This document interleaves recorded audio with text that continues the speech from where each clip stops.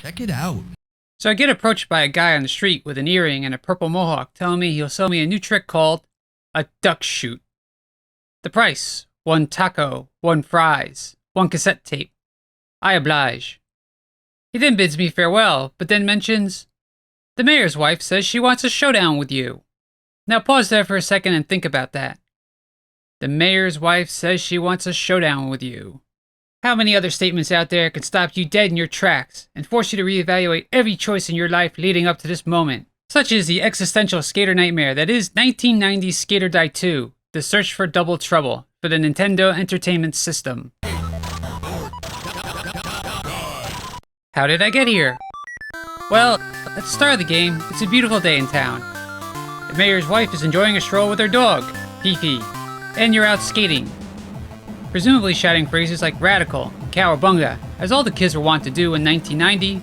However, tragedy ensues when your character is insulted by a giant talking baby, resulting in you losing control and, well, splattering Fifi into a bloody pulp with your skateboard. The mayor's wife is really upset and nags the mayor into banning skateboards. Major bummer, dude.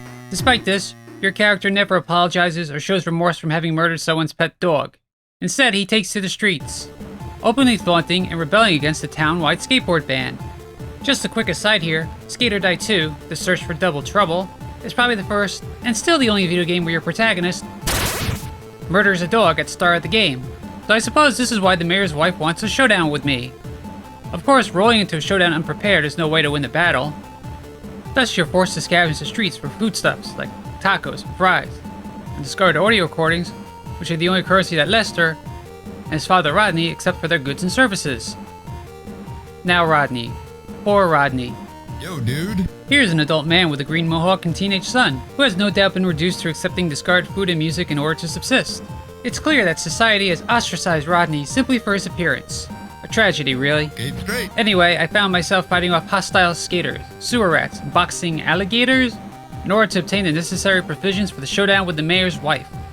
Then I tracked down the mayor's wife in the back of an abandoned warehouse. I'm forced to cautiously approach her as she inaudibly shouts and throws an infinite supply of rolling pins in either direction. I hope to reason with her, but the truth is, only one of us was leaving this warehouse alive today. And I'm forced to unload multiple clips of paintballs into her before she explodes? Now, did I just commit murder? Or was she a machine all along? Before I can contemplate, it's now the next day, and skating the local halfpipe is the only thing on my mind. But I'm ambushed by a wrecking crew and a man wearing a large codpiece for some reason, stating that I need a permit for the halfpipe.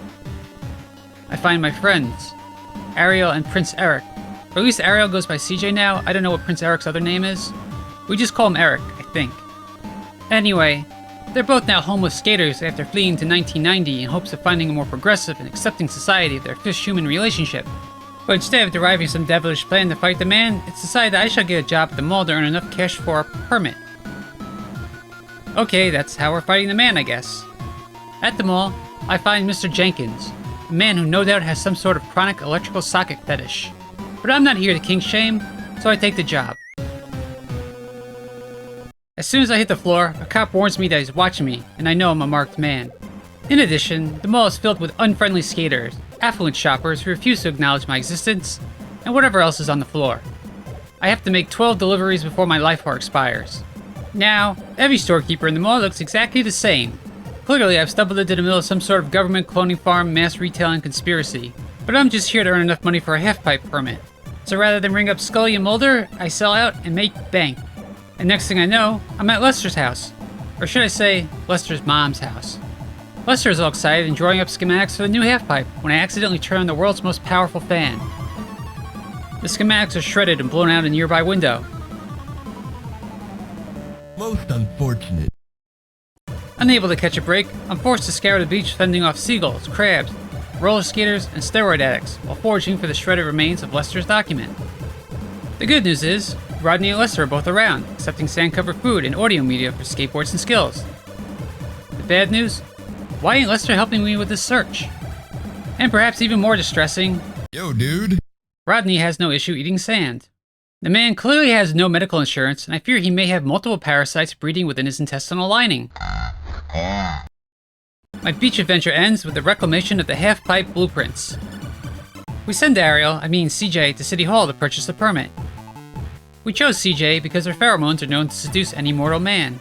No one will say it, but these days Eric isn't so much as her guy as a hollowed-out shell of a servant man.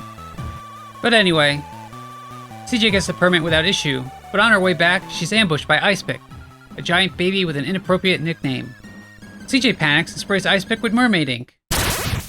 But ultimately, she is kidnapped, along with our precious half-pipe permit. Considering I'm the only member of our crew with a successful history of violence and possible sociopathy, I'm sent on a lone suicide mission to rescue the permit and CJ. Rescue time! Icepick's chosen hideout is no doubt the abandoned cloning facility from which he was spawned. The lab equipment had long been stripped out, and inside all that remained is a labyrinth that would put any thought from Greek antiquity to shame.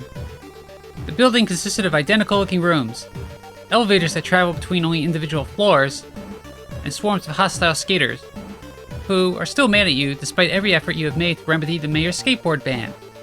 Did I mention this labyrinth is also a marathon? Because it is. Using a handy guide from Game FAQs, I eventually find my way to the permit and then the Icepick. I find him on a rooftop, and his fighting methodology exclusively involves running into you and then running away. Even though he clearly has the mind of a child, I gun him down as fast as I can with my paintball gun. He falls, crying for mama. It's a shame, really. As a failed clone, Icepick never had a mother. When you think about it, he has no beginning and no end. He's merely a soulless, tortured, failed science project forged to hold a mere fraction of what we would consider human consciousness. Ultimately, there's so much more to be said about the carnage and tragedy that I witnessed through the world of Skate or Die 2, The Search for Double Trouble. Let's party! However, we just got a new half-pipe to roll on, and it's time to party.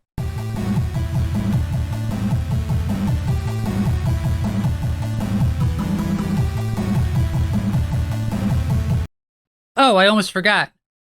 The neighborhood kids quickly discovered that the new half-pipe was just a death trap, and it was subsequently abandoned in just under a week. So it all meant nothing.